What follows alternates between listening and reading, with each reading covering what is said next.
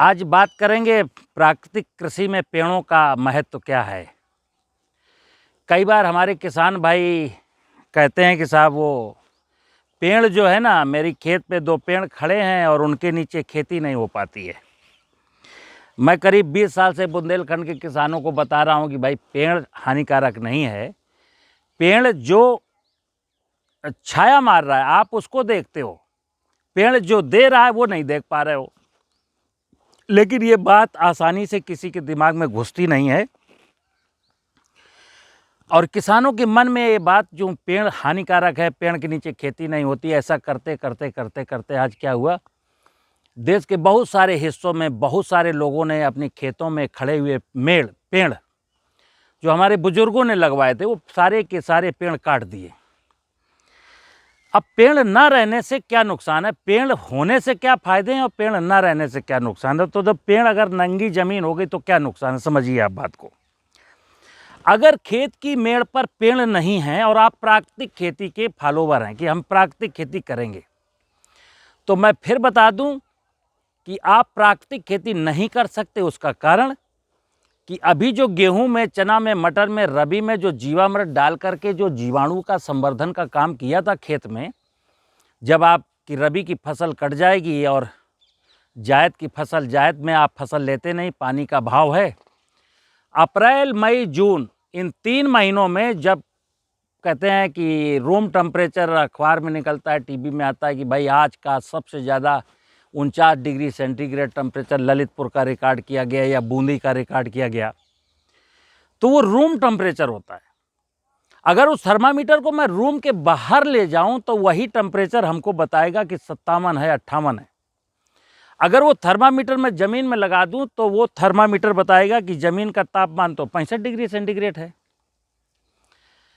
अब आप कल्पना करिए कि सब लोगों ने पढ़ा है कि जो माइक्रोब्स हैं, जो लाभदायक जीवाणु हैं, 40 डिग्री सेंटीग्रेड से जैसे टेम्परेचर आगे जाता है वो मरने लगते हैं, वो निष्क्रिय होने लगते हैं। अब आपका 5 एकड़ का, 3 एकड़ का नंगा खेत, रबी में तो आपने जीवामृत डाल करके भूमि में कुछ किया था, लेकिन वो मई जून में वो सब नष्ट हो गए। तो एक तो कठिनाई ये हुई कि पेड़ ना रहने से हमारे गर्मी के सीजन में जीवाणु मर जाते हैं। अगर खेत के किनारे कहीं 2, 4, 6 नीम के, जामुन के अच्छी छाया वाले पेड़ खड़े हैं, तो जहाँ जहाँ पेड़ों की कैनोपी है वहाँ के जीवाणु नहीं मरेंगे, क्योंकि वहाँ ज़मीन का टेम्परेचर कभी 40 डिग्री सेंटीग्रेड से ज़्यादा नहीं जाता। जहाँ के मर जाएंगे तो बरसात होगी, बारिश में सॉइल ठंडी होगी और वो जो माइक्रोब्स यहाँ थे वो माइग्रेट करके सब जगह बिखर जाते हैं, फैल जाते हैं। पेड़ अगर नहीं होगा तो चिड़िया नहीं होगी, क्योंकि चिड़िया के बैठने के लिए कुछ जगह चाहिए। पीछे आज के 10-12 साल पहले एक टेक्निक आई थी कि चना, मटर, मसूर में अगर इल्ली को नियंत्रित करना है तो बर्ड परिचर लगाएं, यानी खेत में एक डंडी गाड़ें जिसमें चिड़िया आएगी, बैठेगी, इल्ली को खा जाएगी। अब ये कितना अपने आप में हास्यास्पद विषय है कि जब उस इलाके में चिड़िया है ही नहीं तो तुम्हारे वो डंडा गाड़ देने से चिड़िया कहाँ से आ जाएगी। तो पेड़ होगा तो चिड़िया बनी रहेगी।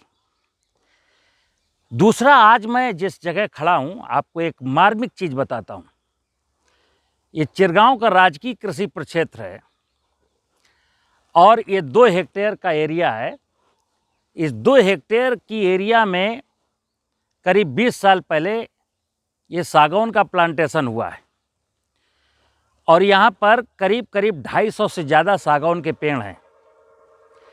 और आज की तारीख में 20 साल के अंदर अगर एक पेड़ की कीमत, मैं एक मोटा आंकूँ, बहुत कम से कम मिनिमम, मैंने कई लोगों से पूछा है पेड़ की कीमत कितनी होगी, तो कोई बताता है कि अलग अलग है साहब, कोई 8,000 का बिकेगा, कोई 20,000 तक का जा सकता है। मैंने कहा अगर एक पेड़ की कीमत 1 लाख भी है, अरे 10,000 भी है, एक पेड़ की कीमत 10,000 भी है और यहाँ पर 250 पेड़ हैं, तो ये पेड़ 2.5 करोड़ के हो गए। अब कौन सी 2 हेक्टेयर में ऐसी कौन सी खेती कर लेते कि 20 साल में 2.5 करोड़ मिल जाते। तो पेड़ों की महिमा ये है। पेड़ों से क्या है, पेड़ पत्ती गिरती हैं, कितना बायोमास देते हैं आपको पता नहीं। पेड़ कितनी ऑक्सीजन देते हैं आपको पता नहीं। जब हम खेत में आते हैं तो पेड़ों की सुंदरता के कारण मैं किसी पेड़ के नीचे और अंगोछा बिछा करके 2 घंटा 3 घंटा आराम कर लेता हूँ, ये इसका आपको आभास नहीं। तो पेड़ों की महिमा अपरंपार है। प्राकृतिक खेती में मैं फिर बताऊं, मैं प्राकृतिक खेती को लेकर अक्सर बात करता हूं। प्राकृतिक खेती में अगर खेत की मेड़ मजबूत नहीं है, यानी कि खेत में जो बारिश होती है, वर्षा का पानी जब खेत में गिरता है, अगर वो पानी हमारे खेत से बाहर निकल जाता है तो फिर प्राकृतिक खेती आप नहीं जान रहे हैं और वो होगी भी नहीं। अगर खेत की मेड़ पर पेड़ नहीं है तो भी आप प्राकृतिक खेती नहीं समझ पाए, क्योंकि पेड़ आपको एक अतिरिक्त आमदनी का जरिया है। पेड़ जो है, जो ग्लोबल वार्मिंग है ना, आजकल जो ग्लोबल वार्मिंग की जलवायु परिवर्तन की बात हो रही है, उनमें भी पेड़ अगर नहीं है तो इसीलिए शायद ग्लोबल वार्मिंग है। तो पेड़ बहुत ज़रूरी है। पेड़ अपनी आवश्यकता के अनुसार कोई लकड़ी वाले लगा सकता है, फल वाले लगा सकता है, छायादार लगा सकता है, जलाऊ ईंधन के लिए लगा सकता है। अगर पशुपालन का शौक़ है तो चारे वाले पेड़ लगा सकता है, वो आपकी मर्जी। लेकिन पेड़ों के बिना प्राकृतिक खेती नहीं है। तो प्राकृतिक खेती का मतलब है खेत की मेड़ मजबूत हो ताकि वर्षा का पानी रुके, खेत की मेड़ पर पेड़ हो। दूसरी चीज़,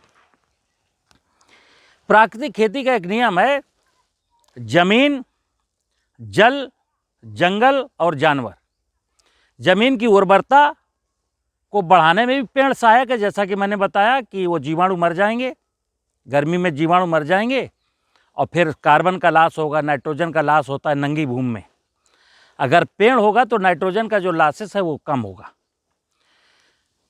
तो जमीन की उर्वरता, जल, प्राकृतिक खेती करने वाला किसान अगर उसकी ज़मीन में पानी, भूगर्भ जल स्तर 150 फुट चला गया और वो गेहूं बोता है, देखना आपको बहुत हास्यास्पद चीज़ बता दूं, ऐसा लोग कर रहे हैं। पानी 150 फुट नीचे और प्राकृतिक खेती कर रहा है, जीवामृत डाल रहा है। तो हमने कहा आपकी समझ नहीं है। प्राकृतिक खेती कहती है प्राकृतिक संसाधनों का अध्ययन करिए और प्राकृतिक संसाधन जैसा बोल रहे हों वैसा काम करिए। जैसे ज़मीन में अगर ऑर्गेनिक कार्बन की मात्रा 0.2 है तो आपको गेहूं नहीं बोना है, आपको मसूर बोना है। अगर ज़मीन के नीचे भूगर्भ जल स्तर 150 फुट चला गया है तो भी आपको जो है गेहूं और मटर और ऐसी चीज़ नहीं बोनी जिसमें पानी निकालना पड़े। तब भी आपको ऐसी फसल बोनी जिसमें पानी कम से कम देना पड़े। तो हम पेड़ पानी लाते हैं। अभी मैं एक चीज़ बताना भूल गया, पेड़ अगर नहीं है तो बारिश कम हो रही ना, साल दर साल नीचे चली जा रही है। हमारे झांसी के बगल में छतरपुर है, पन्ना है, सागर है, दमोह है। छतरपुर, पन्ना, सागर, दमोह में हर वर्ष हमारे जो झांसी में बुंदेलखंड में जो पानी आता है, एमपी से पानी आता है, एमपी के पानी से हमारे डैम भरते हैं। क्योंकि वहाँ 1200-1300 मिलीमीटर पानी होता है, कारण पेड़ है, फॉरेस्ट एरिया है। ललितपुर में 900 होता है, झांसी में 800 होता है और वही जालौन में जा कर के 600 होता है। जैसे जैसे पेड़ कम होंगे बरसात कम होगी, जैसे जैसे पेड़ कम होंगे इंसान के चेहरे की मुस्कान गायब होगी, जैसे जैसे पेड़ कम होंगे मनुष्य संकट में फंसेगा। तो जमीन की उर्वरता, जल, भूगर्भ जल ऊपर कैसे आए, तो मैंने बताया खेत की मेड़ होगी तो ऊपर आएगा, जंगल, खेत की मेड़ पर पेड़ और जानवर। अगर आपकी ज़मीन में जो रेजिड्यू, क्रॉप रेजिड्यू पैदा हो रहा है और वो पशु नहीं खा पा रहे हैं तो जाहिर सी बात है आप या तो आग लगाएंगे या फेंकेंगे या बेचेंगे। भूमि से प्राप्त हुई चीज़ हम किसी भी प्रकार भूमि को वापस करने का प्रयास करेंगे, ये प्राकृतिक खेती है। तो प्राकृतिक खेती जीवामृत नहीं है। मैं बार बार बोलता हूँ, जीवामृत प्राकृतिक खेती का एक हिस्सा तो है, लेकिन हम जीवामृत को अगर प्राकृतिक खेती मान बैठेंगे तो हमें उम्मीद है कि फिर हम फंस जाएंगे। और अगर हम ऐसे ही गुड्डे गुड़िया का खेल खेलते रहे तो 20 साल मैंने जैविक खेती में निकाल दिए, अब 20 साल मैं प्राकृतिक खेती में निकाल दूंगा और मेरे बच्चों का भविष्य जो है संकट में फंसेगा। तो बच्चों के भविष्य को उज्जवल बनाए रखने के लिए प्रकृति को, वैभव को समझने की ज़रूरत है। नमस्कार।